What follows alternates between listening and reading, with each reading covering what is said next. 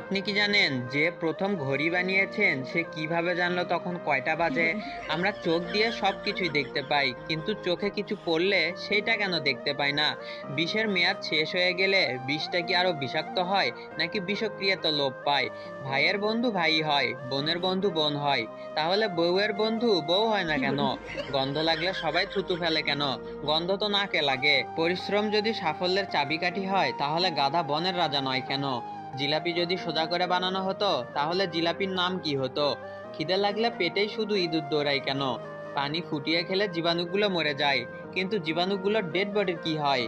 খাসি তো fast food খায় না, তাহলে খাসির মাংসে এত চর্বি কেন থাকে? মশা নিজের ঝুঁকি নিয়ে আমাদের রক্ত খেতে আসে, কিন্তু কোনো ঝুঁকি ছাড়া মাংসের দোকানে পড়ে থাকা রক্ত খায় না কেন? যাদের মেমোরি লস হয় তারা সব ভুলে যায়, কিন্তু নিজের ভাষা মনে রাখে কিভাবে? আসলে কি ভাই, এগুলো তো আমিও জানি না। যদি আপনারা জেনে থাকেন তাহলে একটু কমেন্ট বক্সে লিখে আমাকে বলে যাবেন। বাই বাই, টাটা, টেক কেয়ার অফ, আল্লাহ হাফেজ।